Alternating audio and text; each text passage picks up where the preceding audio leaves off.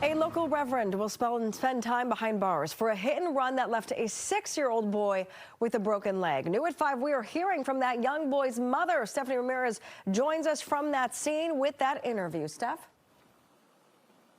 And Sharon, it's dark now, but this actually happened right in this intersection during daylight back on October 4th, right here at C and 12th Streets Northeast. The judge involved today telling the reverend arrested, 64-year-old Sam Holloway, that he is lucky he is not facing charges that would have put him behind bars for years instead of the sentence he was handed down today. And as you mentioned, I did speak with the mother who was also hit in this. Her 6-year-old son's leg was broken. She told me she's coping with this sentence, but still has a lot of questions like why the man arrested was able to have Virginia tags.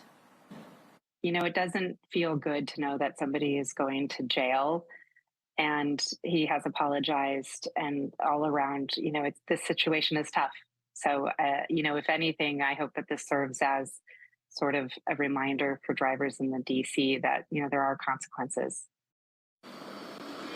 And the judge also admonished Holloway for only turning himself in after an attorney and after police impounded the SUV.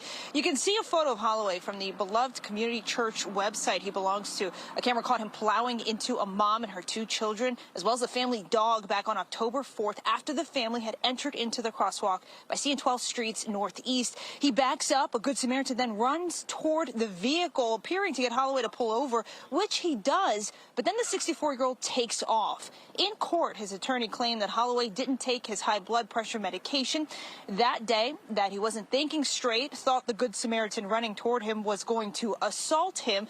And in his statement expressing remorse, the 64-year-old said, "I was scared and I panicked." Fellow ministers at his Accokeek, Maryland church spoke with us after court. He has admitted his guilt. He is moving forward with this, and we're praying for that family as well.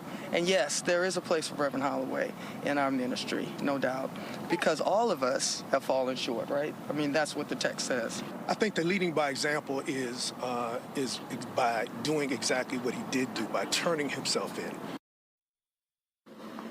Now, court documents say Holloway took a plea deal, dropping the no permit charge. He was sentenced today for leaving the scene and ordered 180 days behind bars with all but 45 days suspended. He got 18 months with supervised probation, a probation that is he has to undergo an alcohol and drug program as well as a traffic program.